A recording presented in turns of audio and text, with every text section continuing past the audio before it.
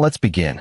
Vernon Shields stood at the kitchen window of his modest two-story home in suburban Seattle, watching the rain streak down the glass.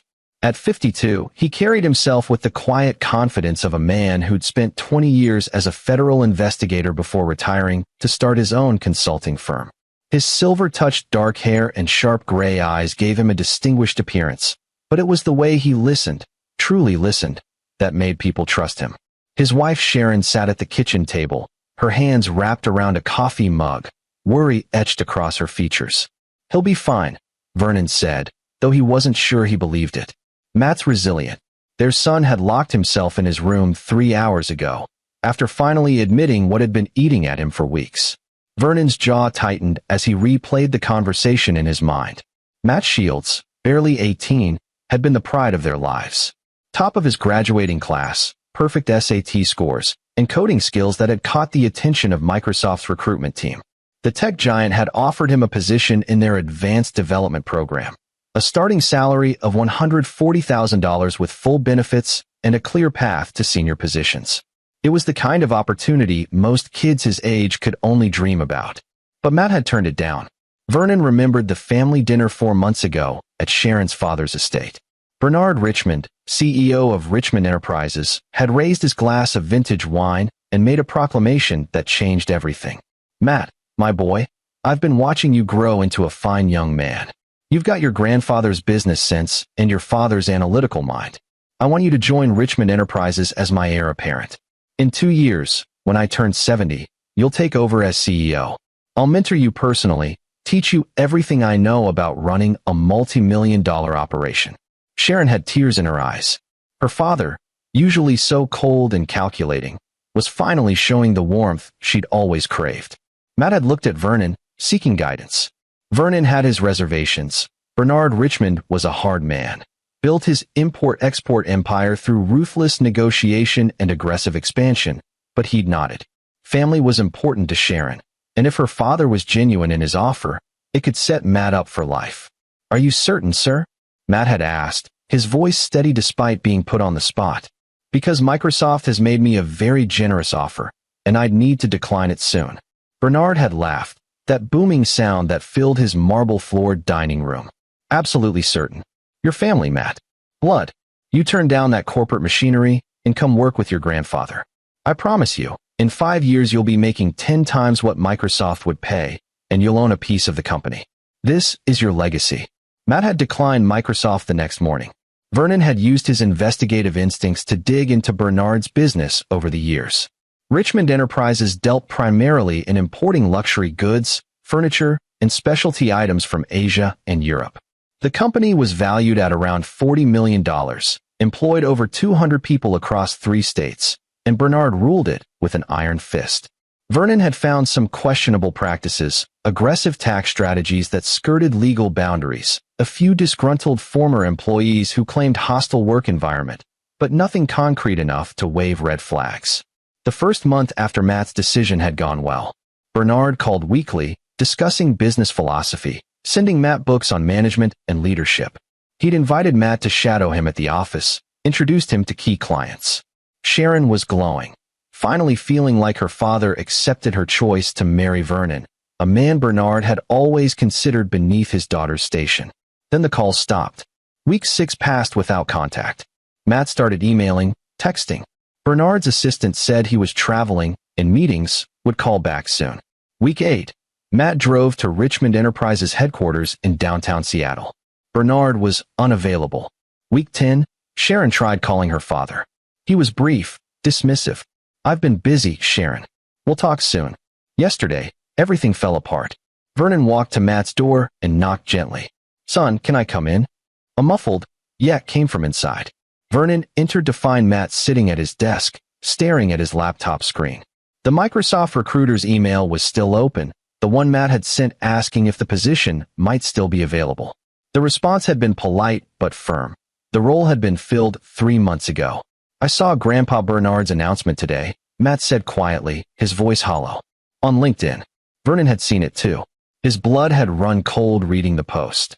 "Thrilled to announce that my grandson Caesar Richmond will be joining Richmond Enterprises as CEO in training, effective immediately.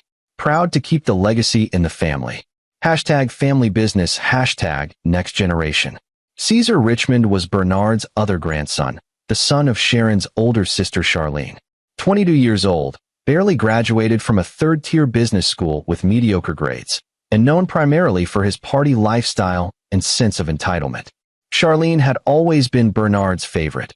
She'd married a lawyer from old money, lived in the right neighborhoods, said the right things. "I'm so sorry, Matt," Vernon said, sitting on the edge of the bed. "This is on me. I should have seen this coming." "You told me to trust family," Matt said, finally looking at his father. Vernon saw something in his son's eyes he'd never seen before, a hardness, a loss of innocence. "You said Grandpa Bernard was serious." "I thought he was. I was wrong." Matt's hands clenched into fists. "I turned down Microsoft. Do you know how many people would kill for that opportunity? I had my future set, and I threw it away because he promised me something he never intended to deliver." Vernon stood, his investigator's mind already working. "I'm going to talk to him. What's the point? He made his choice. The point is that he made you a promise, made you sacrifice a real opportunity, and then humiliated you. That's not just cruel, son. That's calculated." Sharon appeared in the doorway, her eyes red. "Vernon, please don't make this worse. You know how my father is. Maybe we can. Maybe we can what?" Vernon's voice was sharp, something Sharon rarely heard.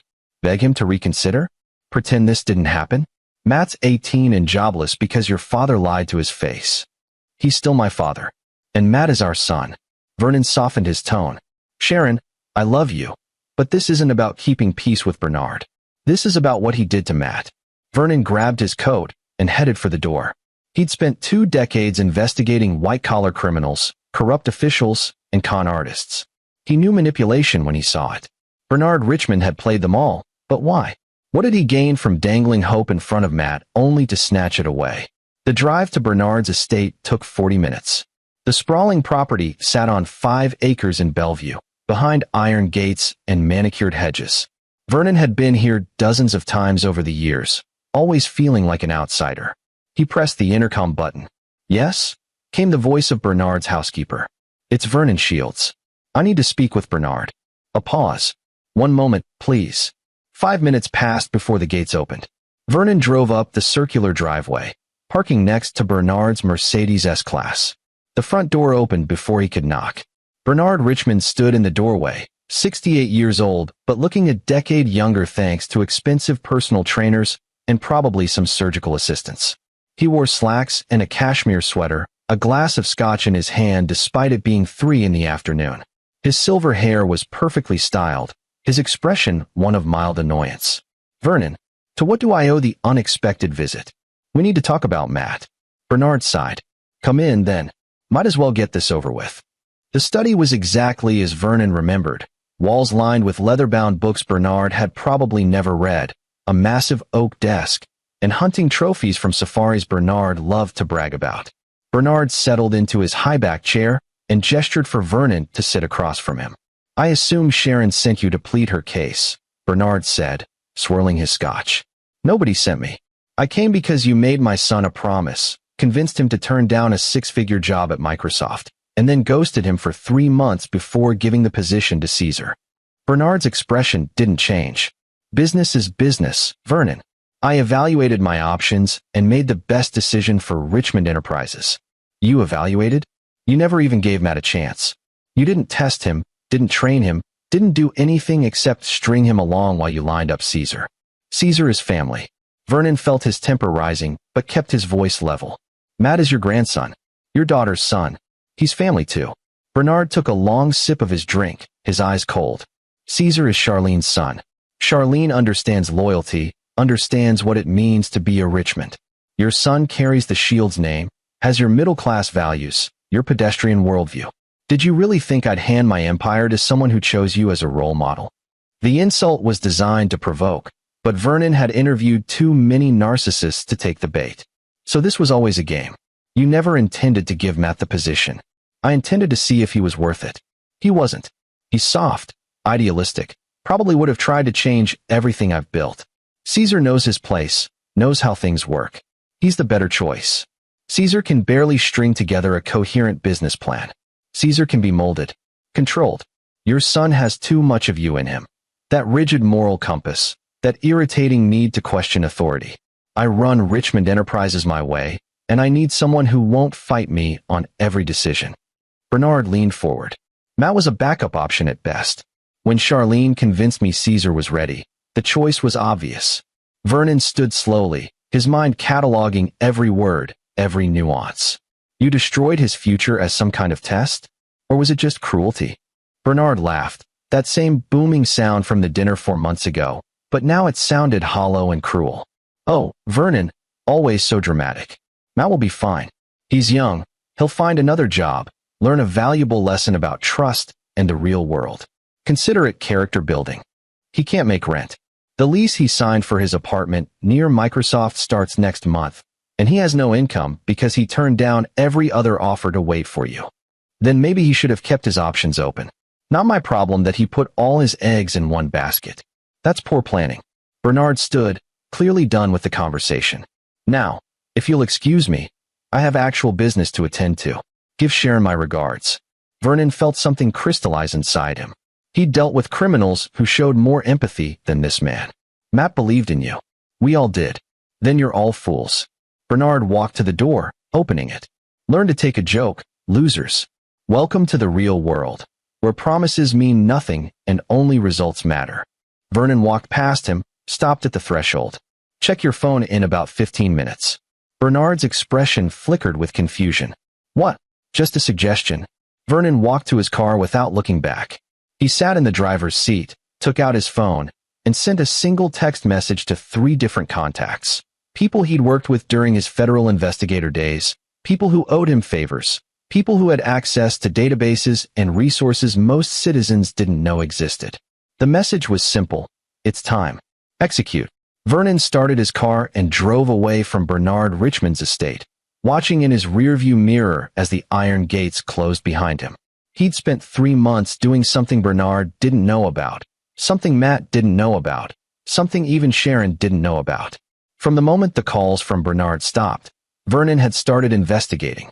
Not casually, not superficially, but with the full weight of his 20 years of federal experience. He'd called in favors, accessed databases through proper channels, followed paper trails that Bernard thought were buried deep enough never to surface. What he'd found was enough to destroy everything Bernard Richmond had built. And in approximately 12 minutes, the first domino would fall. Matt heard his father's car pull into the driveway and felt a wave of dread. The confrontation with Grandpa Bernard had probably gone badly. What else could he expect? His phone buzzed with another email, this one from a coding boot camp offering a 6-month program at a discounted rate. 6 months ago, he would have laughed at the idea of needing a boot camp. Now it felt like his only option.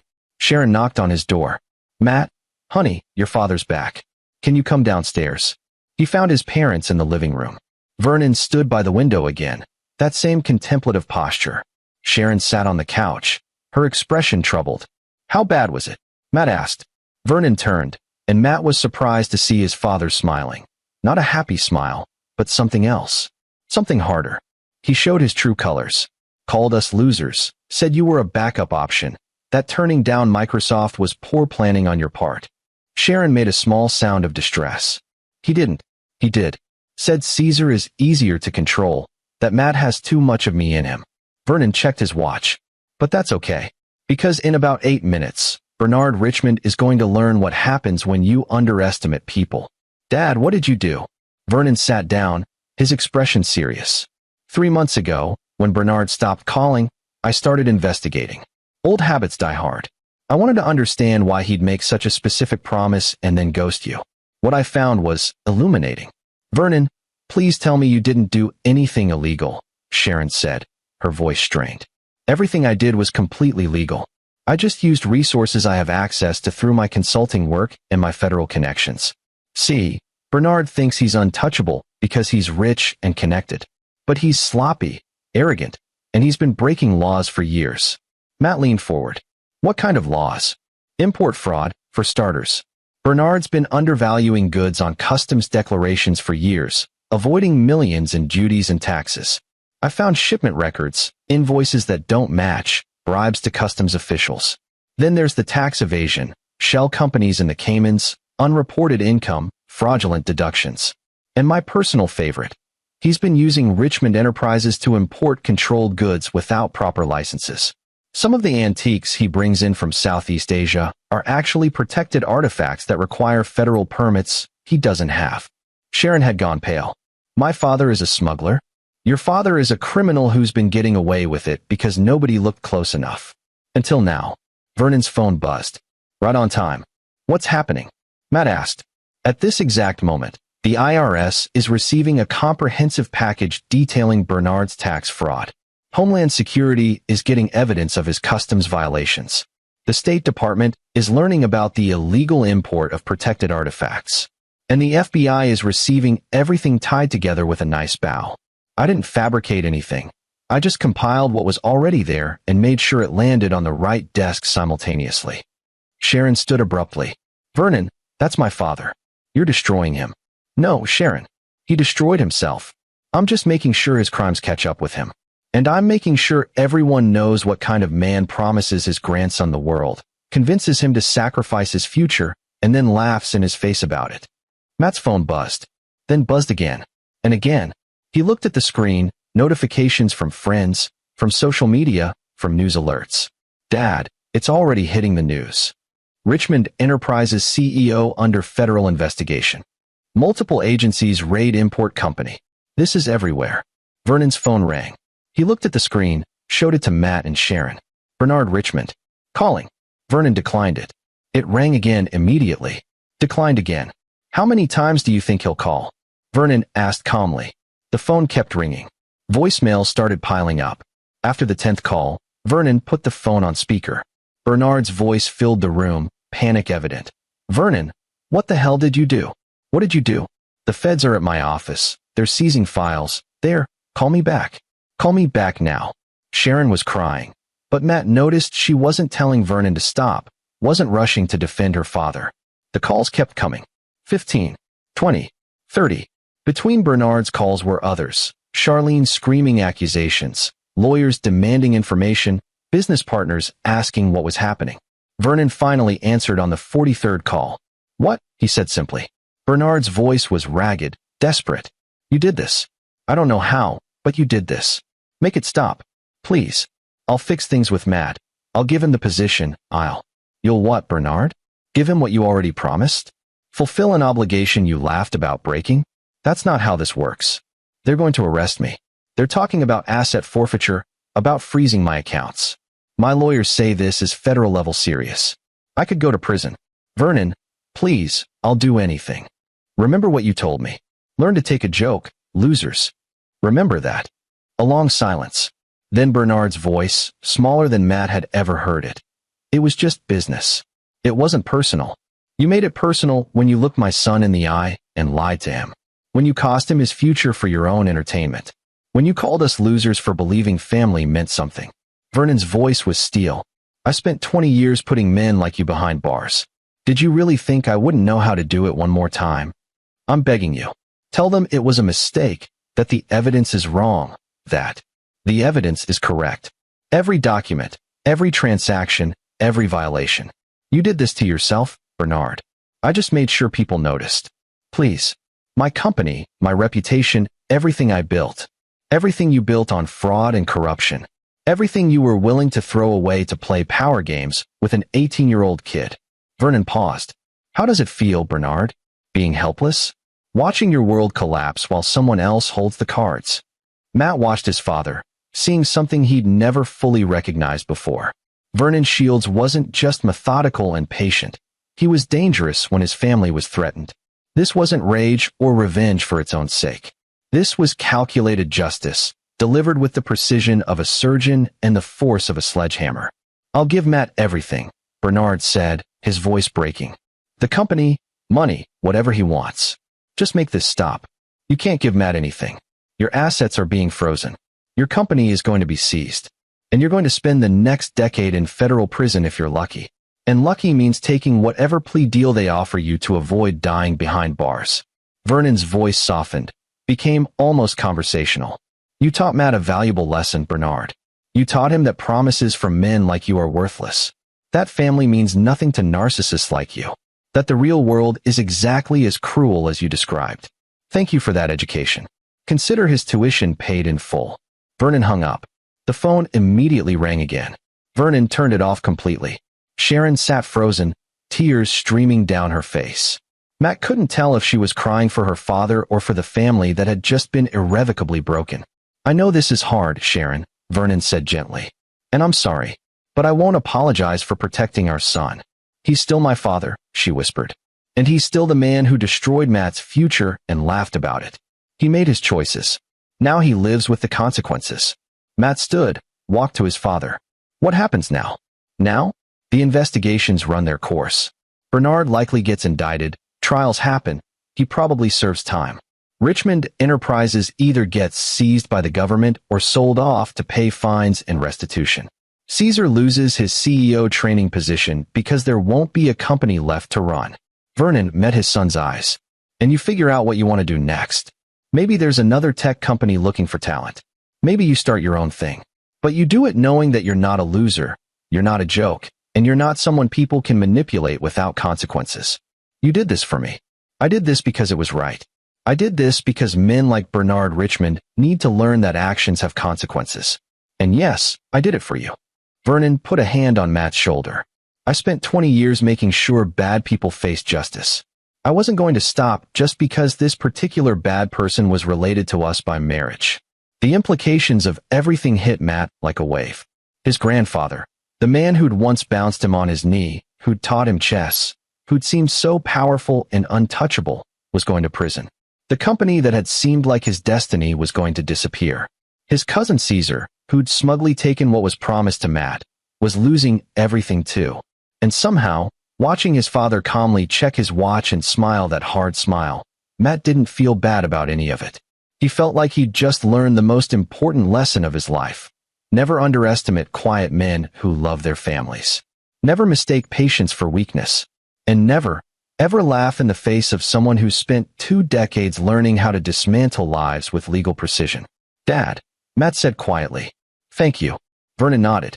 Always, son. Always. Sharon's phone started ringing. Charlene. Then Charlene again. Then a number Sharon didn't recognize. She looked at Vernon, a question in her eyes. That's up to you, Vernon said. I've said what I needed to say to your father. If you want to talk to Charlene, to your father, that's your choice. But understand, this doesn't get fixed. Bernard made his bed. Now he lies in it. Sharon took a shaky breath, then turned off her phone too. Tomorrow. I'll deal with them tomorrow. Tonight, I just want to be with my family. My real family. Vernon pulled her into an embrace, and Matt joined them. Outside, the rain continued to fall on their modest house in suburban Seattle. 40 miles away, in a mansion in Bellevue, Bernard Richmond was frantically calling lawyers, accountants, and anyone who might save him from the avalanche of legal consequences that Vernon Shields had unleashed with military precision. But in this house, in this moment, the Shields family stood together. Beaten down, but not broken. Betrayed, but not defeated. And ready to face whatever came next, knowing that they had each other's backs against a world that could be cruel and unfair, but could also deliver justice to those arrogant enough to think they were above it. The next 72 hours were a media circus. Bernard Richmond's arrest became headline news across Seattle and then nationally. The details of the investigation leaked, probably deliberately, Vernon suspected, by federal agents who wanted to make an example of a wealthy CEO who thought he could buy his way out of consequences. Matt watched from the couch as a news anchor detailed the charges. Conspiracy to commit import fraud, tax evasion totaling over $15 million, smuggling of protected artifacts, bribery of federal officials, and money laundering through offshore accounts.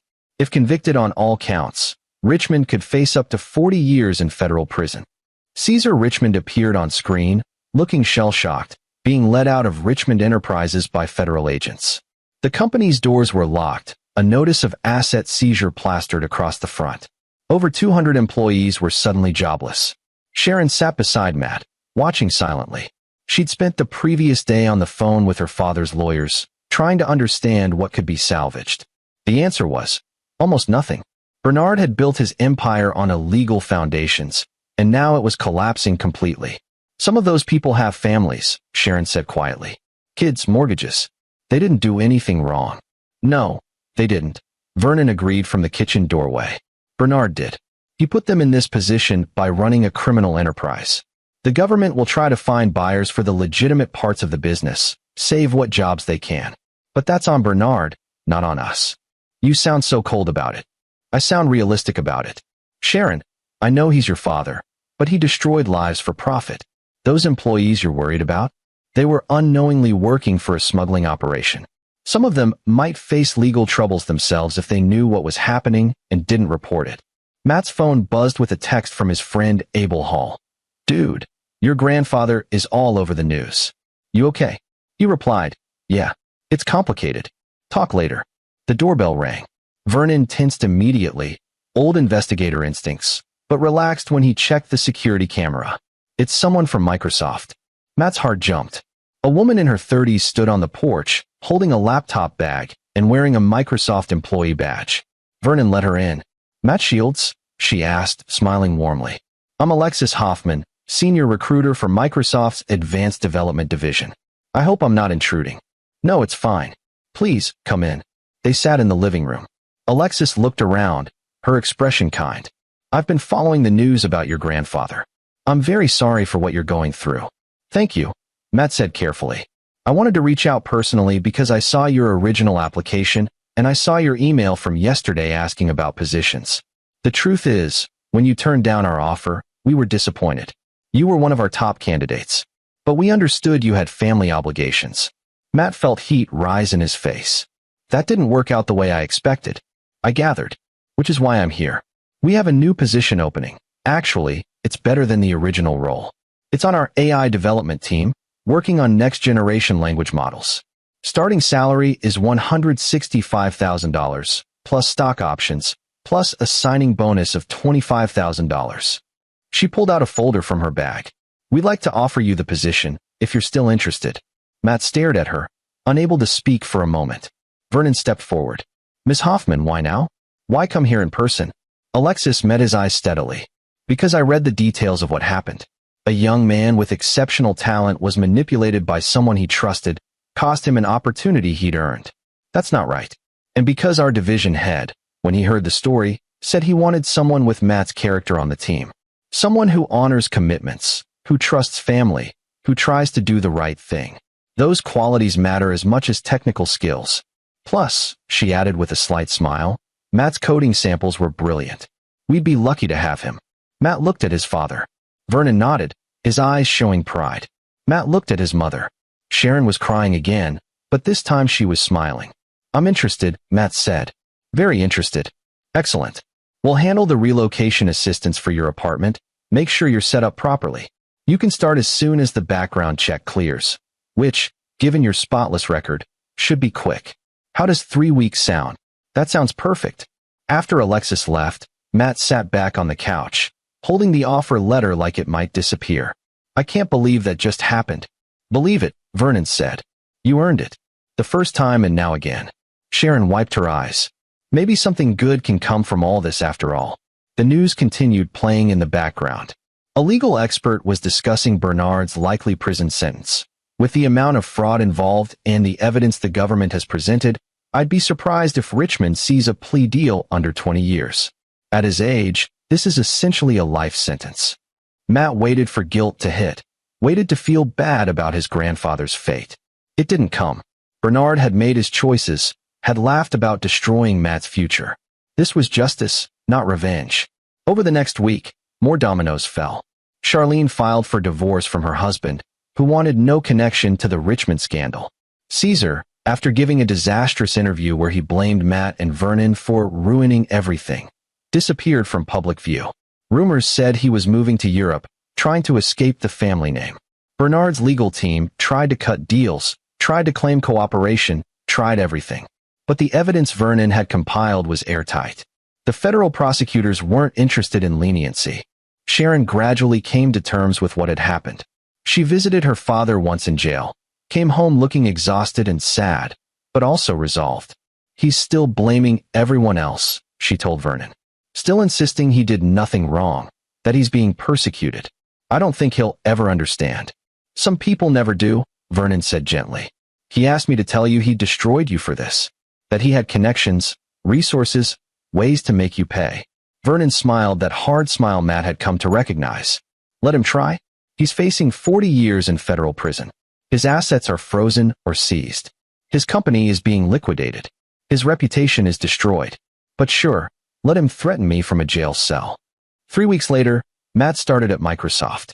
The AI development team welcomed him warmly, and he threw himself into the work with a focus that surprised even him. His apartment near the Microsoft campus was nice, better than the one he'd originally planned, thanks to the signing bonus and relocation assistance. Vernon and Sharon helped him move in, carrying boxes up 3 flights of stairs. As they unpacked, Vernon's phone rang. He looked at the caller ID and showed it to Matt, Bernard Richmond's lawyer. Should you answer? Matt asked. Vernon shrugged and put it on speaker. Yes. Mr. Shields, this is Arnold Patterson, Bernard Richmond's attorney. I'm calling to inform you that Mr. Richmond has accepted a plea agreement. 22 years in federal prison, followed by supervised release for life. Asset forfeiture of all business holdings, payment of $32 million in restitution and fines. Why are you telling me this? Because Mr. Richmond wanted you to know that he will spend every day of those 22 years figuring out how to destroy you when he gets out. Vernon's expression didn't change. Mr. Patterson, your client will be 90 years old if he survives his sentence. I'll be 74, and I'll still remember exactly how to dismantle a man's life using nothing but the truth and the legal system. Tell Bernard I said good luck with his plans. He hung up. Sharon looked at him, concerned. Vernon, should we be worried? No. Bernard is a lot of things, but he's not stupid enough to threaten a former federal investigator with a perfect track record. His lawyer was just blowing smoke because Bernard's ego demanded it. In 22 years, he'll be a broken old man who can't remember why he was angry. Matt finished unpacking the last box, looking around his new apartment. 6 months ago, he'd been preparing to work under his grandfather's thumb, to navigate family politics and corporate maneuvering.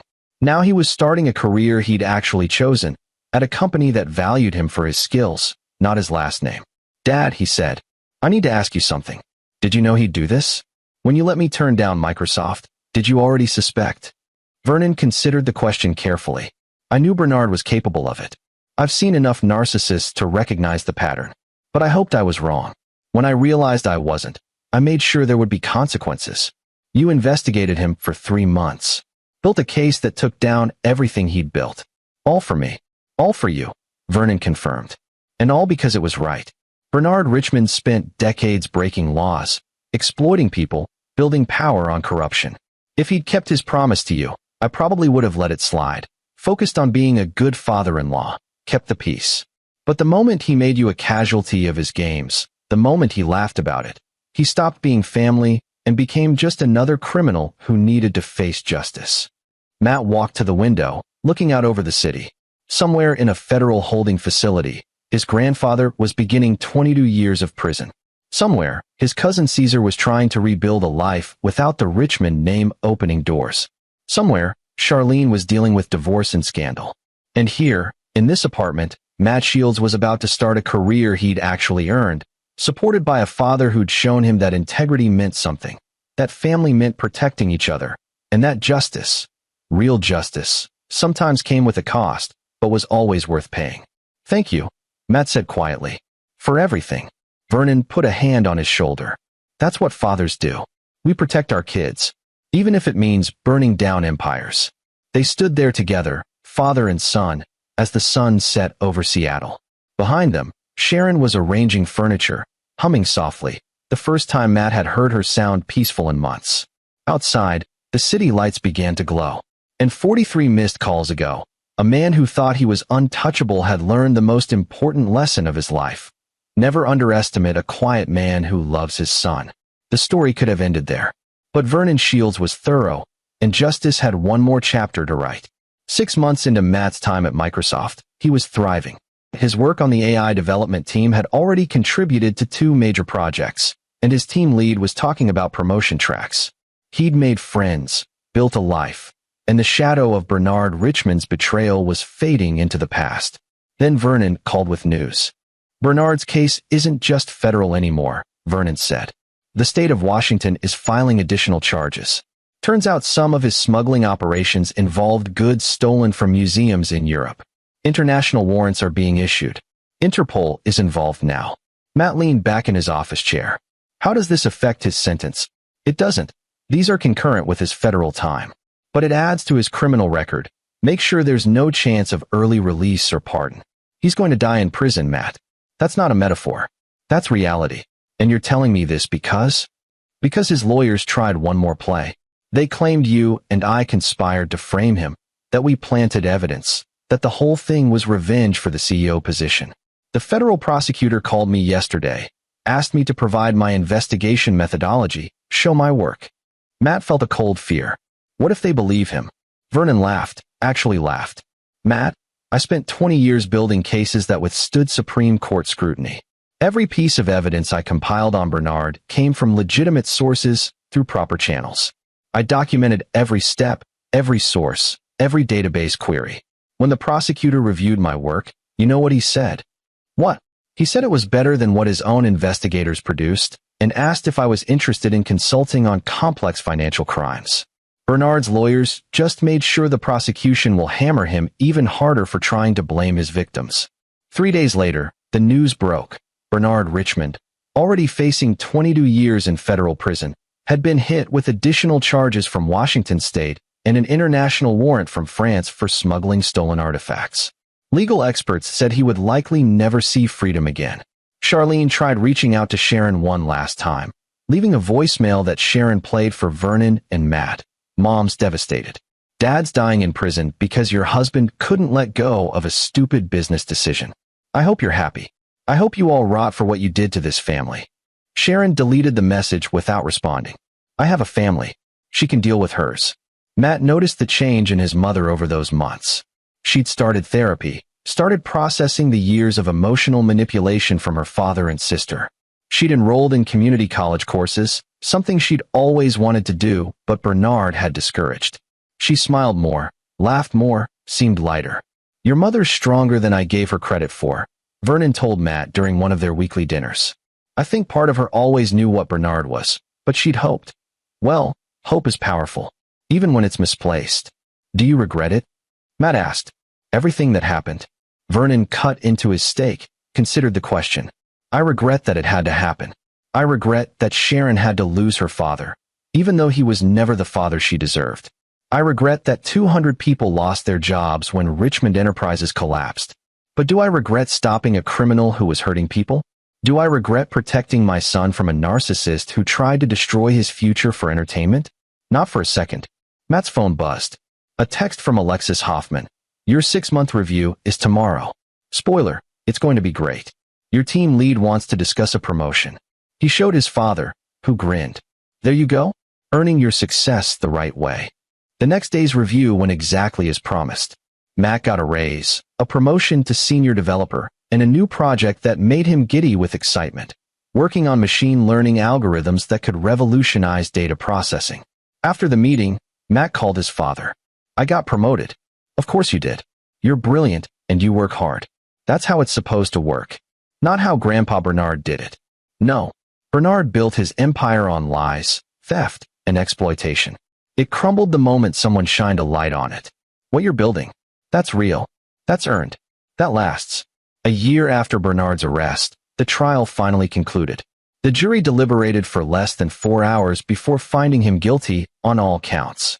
The judge, clearly unimpressed with Bernard's lack of remorse during the trial, added an additional 5 years to the recommended sentence. 27 years. At 69 years old, Bernard Richmond would be 96 if he survived the sentence. Vernon didn't attend the sentencing. Neither did Matt or Sharon. They watched the news coverage at home, together, seeing Bernard being led away in handcuffs, seeing Charlene crying in the courtroom, seeing Caesar looking hollow and broken. It's really over, Sharon said softly. The legal part is, Vernon agreed. The healing part takes longer. Matt had learned something important over that year.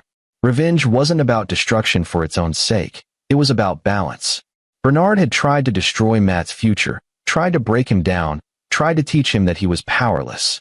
Vernon had shown Bernard, and Matt, the opposite. That actions have consequences. That power built on lies crumbles. That quiet, methodical people who plan carefully are far more dangerous than loud, arrogant ones who assume they're untouchable. He'd also learned what real family meant.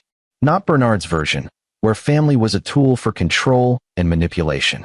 Vernon and Sharon's version, where family meant protecting each other, supporting each other, and sometimes fighting for each other even when it meant burning bridges. 2 years later, Matt was named lead developer on a project that would define Microsoft's AI strategy for the next decade.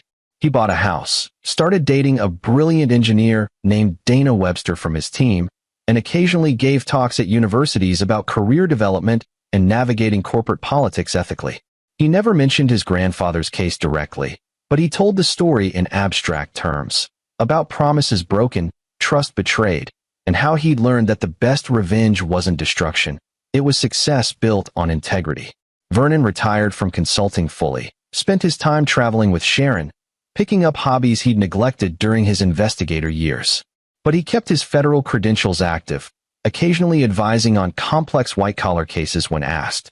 Once, a young prosecutor called him about a case involving a CEO accused of fraud. "How do you build a case that's absolutely bulletproof?" she asked. Vernon smiled.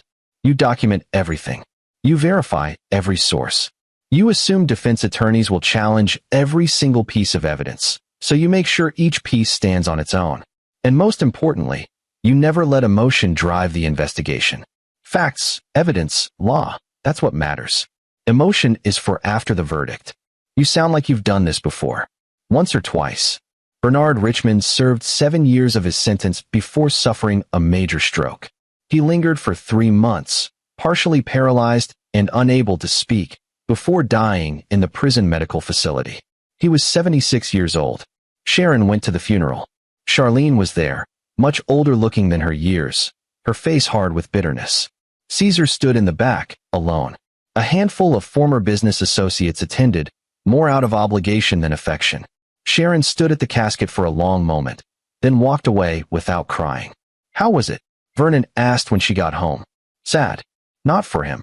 For the man he could have been if he'd ever learned to care about anyone besides himself." Charlene tried to start a fight, blame me again for everything. I walked away. Caesar looked like he wanted to talk, but I wasn't interested. That part of my life is done. No regrets. She thought about it. "I regret that I ever believed he could change, that I kept hoping for something that was never going to happen. But I don't regret cutting him out of our lives. He made his choices.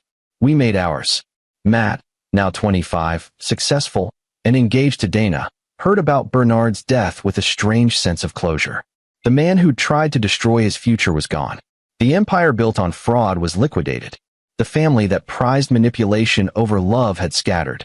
And the Shields family, Vernon, Sharon, and Matt, had built something Bernard never understood, a legacy based on integrity, love, and the simple idea that how you treat people matters more than how much money you accumulate. At Matt's engagement party, Vernon stood to give a toast. The room fell quiet. Friends from Microsoft, Dana's family, Sharon's friends from her college courses, all listening. "When my son was 18, Vernon began, someone tried to teach him that trust is foolish, that kindness is weakness, and that only power and money matter. Someone tried to break him down, make him believe he was powerless." He looked at Matt, smiled.